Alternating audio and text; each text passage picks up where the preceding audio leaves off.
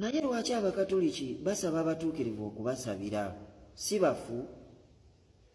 Kaakati ffe abaasenga Kristo tukkiriza kino nti abo batambulira mu Mukama perfectly ku nsi kuno ne bafiira mu Mukama, obulamu obw'ensi buno nga buwedde, be bagenda mu ggulu. Abo nno ffe be tuyita abatuukirivu. Tetubasaba nga bwe twandisabye Katonda, wabula tubasaba nga bwe nandisabye ggwe okunsabirako eri Katonda, kubanga ffe abakatoliki tetulowooza nti obulamu buno obw'ensi nga buwedde olwo byonna nga bikomye. Era oyo agamba nti buli bwe tukoowoola nnyaffe Biikira Maaliya omutuukirivu, nnyina Katonda, Yozefu omutuukirivu, abajulizi ba Uganda abatuukirivu, abatuukirivu ba Katonda ne bamalayika, nti olwo tuba tusaba bafu.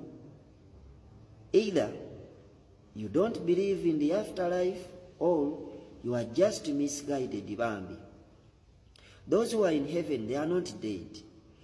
Ekyo Mukama waffe Yezu yennyini akitangaaza mu Matayo 22:32 bw'ayogera ku Katonda nga Katonda wa Ibulayimu, Katonda wa Isaake, Katonda wa Yakobo.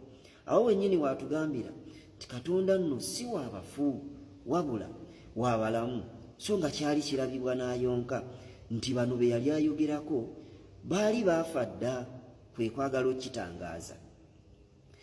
Mu Yowanna omutwe ogw'11 olunyiriri olwa 25 Yezu yennyini atugamba nti oyo yennyini anzikiriza, oyo yenna anzikiriza ne bw'alifa aliba mulamu.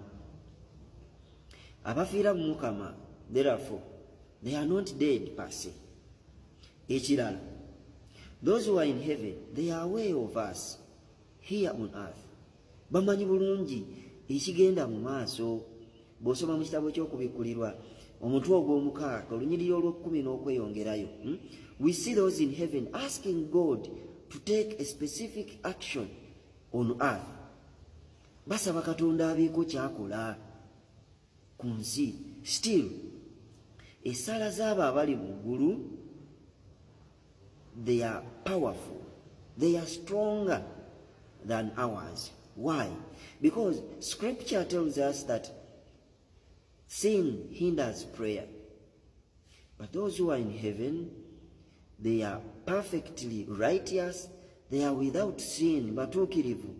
Therefore, their prayers are not hindered by sin whatsoever. So, that's why we ask them to intercede for us.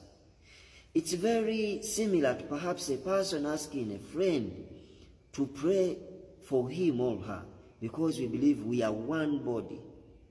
Those who are in heaven, nafe abakyali ku nsi,